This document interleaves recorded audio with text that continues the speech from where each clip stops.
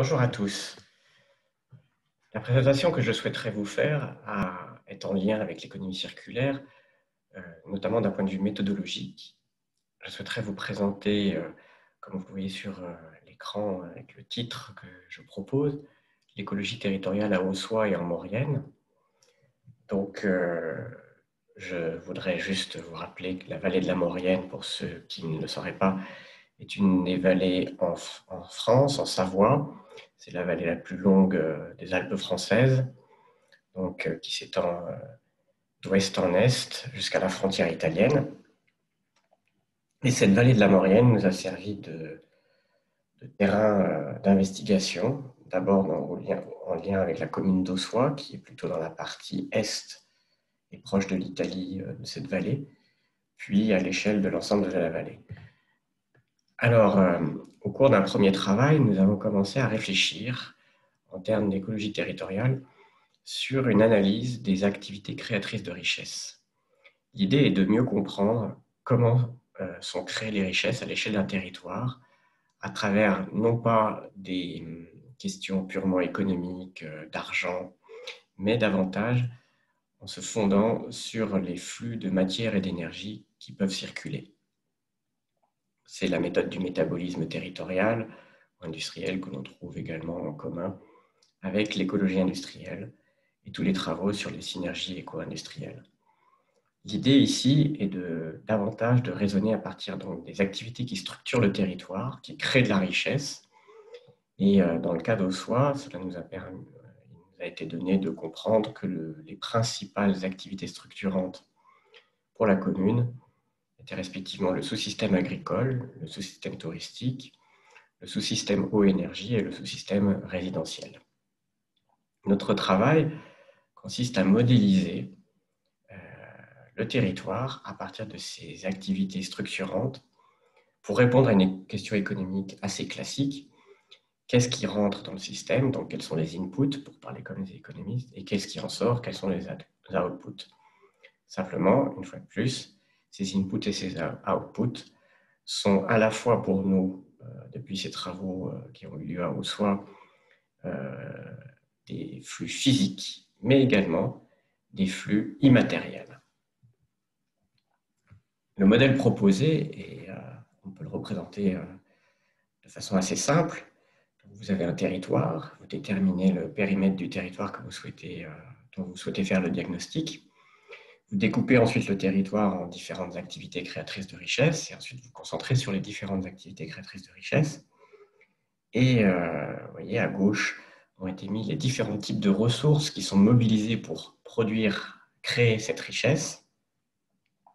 Donc, il s'agit de ressources matérielles, de ressources immatérielles, mais également de ressources monétaires. Donc, toutes ces ressources sont des flux entrants au sein de l'activité créatrice de richesse et à partir de là sont produits tout un tas de choses. Ce sont soit des produits matériels, soit des produits immatériels. On va voir par des exemples ce que l'on entend par matériel et immatériel, et également des produits monétaires. Et l'idée, c'est que à partir de ce qui est produit, nous aurons des rétroactions soit positives, soit négatives, qui vont influer sur à la fois la qualité et les quantités de ressources disponibles et qui vont être mobilisées. Donc, ça nous permet d'avoir une vision en dynamique de l'activité créatrice de richesse. Alors, à Haussois, je vais prendre l'exemple du sous-système agricole, l'un des sous-systèmes que nous avons étudiés. Et à vrai dire, lorsque nous avons travaillé à Haussois, nous n'avions pas les moyens d'investiguer le terrain de façon historique, de façon intense. Néanmoins, des premiers travaux nous ont permis de voir, par exemple, au milieu du 19e siècle, l'agriculture à Haussois. Vous voyez qu'il y a en pointillé, nous avons le périmètre du territoire d'Haussois. Et c'est en dehors, c'est, on va dire, le reste du monde, ce qui est hors commune de Haussois. Et on voit qu'il y a certaines ressources qui viennent de l'extérieur. Il y a des consommations d'autres aliments qui viennent de là. Et puis, on a des compléments de revenus, des doubles activités, vraisemblablement des éleveurs, des familles, certains membres de la famille allaient travailler en dehors de la commune pour rapporter de l'argent, des revenus monétaires. Alors, à l'intérieur de la commune d'Aussois, nous avons des ressources, des patrimoines matériels, des patrimoines immatériels. Oui, et donc, dans les ressources qu'on va appeler en fait les ressources matérielles, on a la végétation, on a l'eau, on a les fertilisants, on a donc les autres aliments qui sont consommés par les familles qui travaillent dans l'agriculture. Ensuite, nous avons d'autres formes de ressources matérielles, on a les surfaces agricoles, les outils, les infrastructures, les canaux d'irrigation qui étaient très importants à Aussois, et également les mulets qui étaient la forme principale de traction animale. Mais à côté de ça, nous avons identifié des ressources immatérielles qui, ici, elles sont appelées, parce que dans un premier temps, dans nos travaux, nous avions parlé de patrimoine, pour ensuite basculer vers la notion de ressources immatérielles. Et de façon très schématique, nous avons identifié l'entraide collective qu'il peut y avoir entre les familles, entre les personnes au sein d'Aussois autour de cette activité agricole, mais également certains savoir-faire que, de façon peut-être naïve, nous avons identifiés comme ancestraux. Et puis, la production de cette activité agricole, c'est ce qui est à droite. On a des polluants, on a de la production de fumier, on a des revenus d'exportation, puisque une partie de ce qui, nous avons pu identifier qu'une partie de ce qui était produit n'était pas autoconsommé, mais exporté. Ensuite, nous avons de l'alimentation, donc c'est la partie autoconsommée, production de vêtements et d'objets. Mais également, il y a des impacts et de la production immatérielle. L'espace de la commune d'Aussois est entretenu, l'espace communal, mais également cela contribue, cette activité agricole contribue à la vie collective.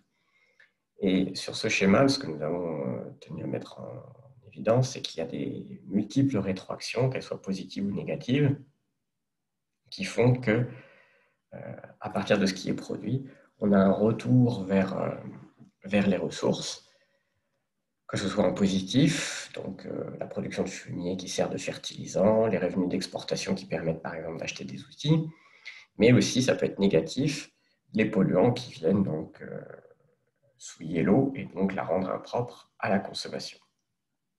Ça, c'était quelque chose d'assez schématique que nous avons fait au milieu du 19e siècle.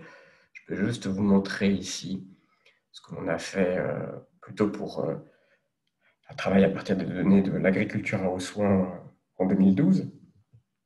Et vous voyez que je ne vais pas rentrer du tout dans les détails de ce schéma, c'est juste pour vous illustrer qu'à partir du moment où on est capable d'avoir un travail de diagnostic beaucoup plus achevé, eh bien, on parvient à avoir un certain nombre de détails qui sont importants pour comprendre mieux la dynamique de l'activité créatrice de richesse.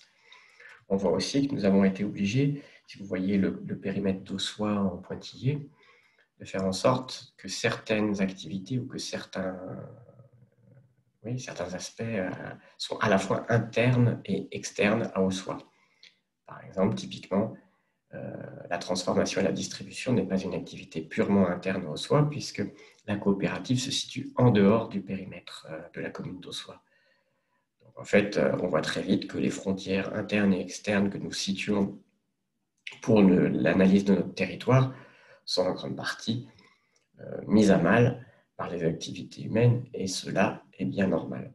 Donc, dans ce premier schéma, on a une identification de toutes les ressources qui rentrent dans le système, dans l'activité créatrice de richesse, qui est l'activité donc agricole, et à droite, donc toutes les flèches nous montrent tous les liens, tout ce qui est produit par le territoire à travers cette activité créatrice de richesse qu'est l'agriculture. Et le schéma juste après, nous avons remis, plutôt que les flèches qui montrent où vont les ressources et à partir de quelles activités on obtient quels produits, nous avons remis ce que je montrais il y a quelques minutes, c'est-à-dire les rétroactions positives et négatives.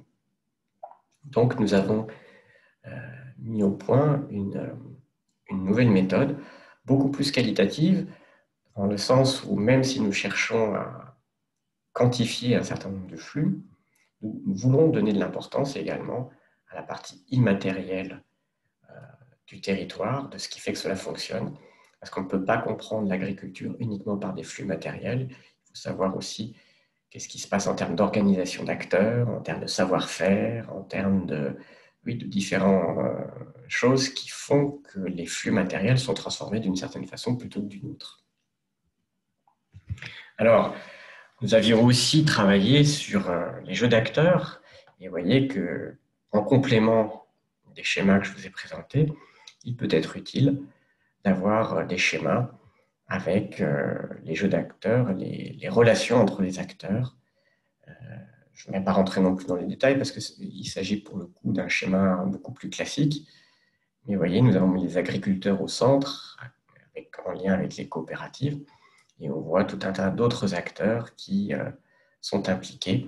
Et on voit aussi poindre les relations avec, par exemple, les touristes. Et donc, on voit quelque part que le jeu d'acteurs autour de l'activité agricole dépasse la seule activité agricole stricto sensu. C'est ce qui nous permet d'ailleurs de dire qu'au bout d'un moment, une fois qu'on a travaillé sur les différents sous-systèmes créateurs de richesse, il est important de revenir à l'échelle territoriale dans son ensemble. Nous avons un système territorial. Nous avions donc identifié pour Ossois 4 activités créatrices de richesse principales. Donc l'agriculture, que l'on voit en bas à droite, mais également le tourisme, l'eau-énergie et le résidentiel. Et l'idée est aussi ensuite de voir quelles relations positives, négatives ou neutres, donc on parle de commensalisme lorsque une activité bénéficie d'une autre sans porter préjudice à cette autre activité. On voit qu'on essaie de remettre en système ces différentes activités pour comprendre la dynamique territoriale dans son ensemble. Donc ça, c'est ce qu'on avait fait les premières années de ce travail en écologie territoriale à partir donc de cette méthode qui a été mise en place exprès dans un travail sur la commune d'Ossois. Et ces derniers temps, j'ai essayé d'approfondir un certain nombre de questions qui me paraissaient importantes parce que malgré tout, on voyait que pour certaines ressources, par exemple, par exemple les ressources humaines, quid du travail, comment positionner et comment représenter le travail. Donc ça, c'est quelque chose que je ne présenterai pas aujourd'hui. Mais par exemple aussi, quid de la place de l'électricité dans un sous-système créateur de richesse. Donc là, j'ai essayé de représenter le territoire toujours en pointillé, enfin les limites du territoire en pointillé. Et ici, nous avons l'activité créatrice de richesse. Et là, j'ai essayé d'identifier tous les flux issus de différentes ressources, que celles-ci soient matérielles, immatérielles ou monétaires, qui permettent que l'activité créatrice de richesse bénéficie de la force motrice ou autre que représente l'électricité. Donc, vous voyez que quelque part, on a un système de poupée russe, puisque d'un côté, nous analysons les sous-systèmes créateurs de richesse. D'un autre côté, nous remontons à l'échelle de l'ensemble du territoire pour voir comment s'articulent ces différentes activités créatrices de richesse. Mais inversement, il peut être nécessaire de faire des zooms sur certaines ressources plus spécifiques, ici l'électricité, pour comprendre comment celle-ci est engendrée et s'articule avec une des activités créatrices de richesse.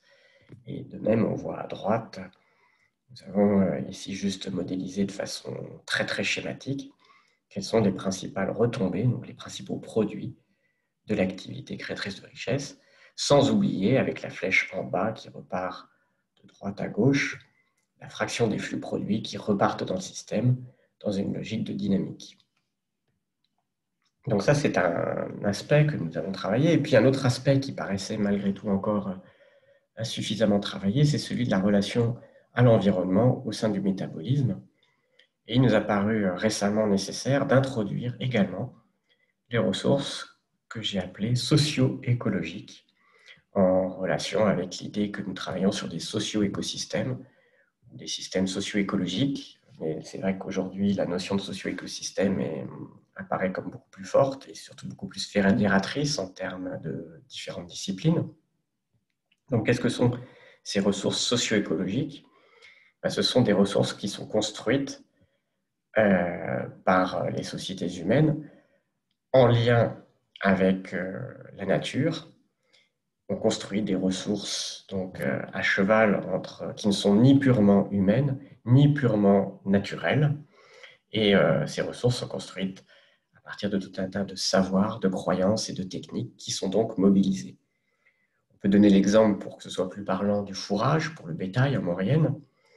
Le fourrage, en fait, est une ressource socio-écologique, c'est-à-dire que le fourrage est constitué de végétaux. Donc les végétaux, on pourrait considérer que c'est avant tout une ressource naturelle, et en fait, ce n'est pas une ressource purement naturelle, puisque ce fourrage, tel qu'il peut être exploité par le bétail, est une co-construction entre l'homme et la nature. C'est en ce sens qu'il s'agit d'une ressource socio-écologique. Le fait de faire paître le bétail sur des espaces d'alpage, ou bien de produire des végétaux pour ensuite alimenter le bétail, tout ceci est une construction commune entre l'homme et la nature.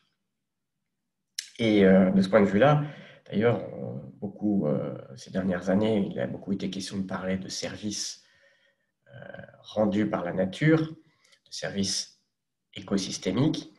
Plus récemment est apparue une autre notion qui me paraît beaucoup plus intéressante, parce que la notion de service assujettit, me semble-t-il, trop la question de la relation de l'homme à la nature à une question purement économique. Et donc, ces derniers temps est apparue la notion de NCP en anglais, de Nature Contribution to People, la contribution de la nature aux gens. Et donc, cette notion nous permet de dire qu'il faut réfléchir également, dans notre analyse des activités créatrices de richesse, à ces ressources socio-écologiques qui constituent quelque part une co-construction, mais aussi la contribution de la nature aux sociétés humaines. Alors du coup, j'en suis venu à proposer une autre façon de représenter le même type de schéma. Donc ici, nous avons l'activité productrice de richesse du fromage de Beaufort, très importante en Maurienne, notamment. Et donc, vous voyez que j'ai mis, comme dans les schémas précédents, les ressources à gauche, les produits à droite. J'ai décrit au milieu les types d'activités pour décrire un peu plus précisément cette activité productrice de richesse. Donc, il y a la production de fourrage, la production de lait, la transformation et la distribution en fromage, et ensuite la vente et la consommation.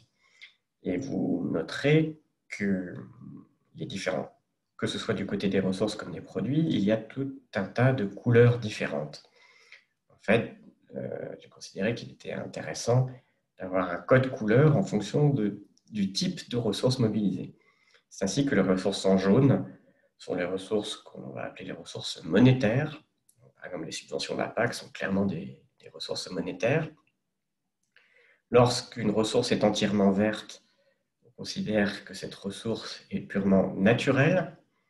Lorsqu'elle est entièrement rouge, il s'agit d'une ressource purement matérielle. Lorsqu'elle est plutôt dans le bleu-gris que j'ai choisi, à ce moment-là, il s'agira d'une ressource dite immatérielle.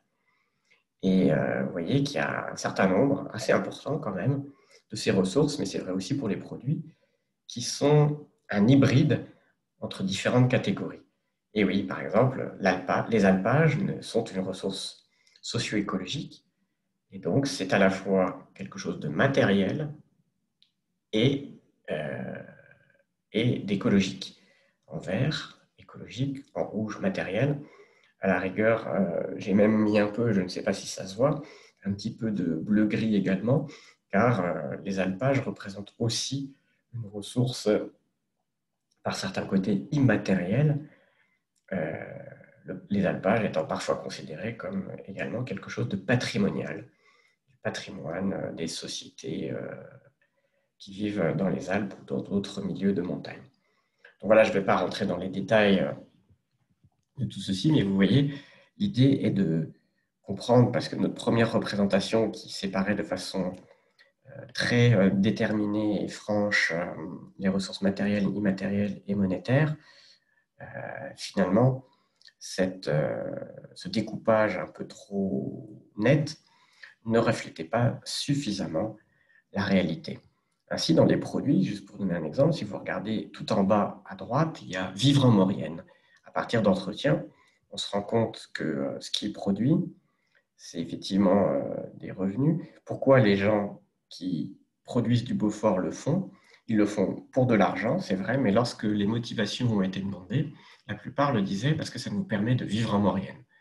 Donc il y a un côté très très fort, symbolique, et également pouvoir vivre dans un certain endroit, on considère qu'il s'agit d'une production plutôt immatérielle également, à côté de l'aspect matériel des choses.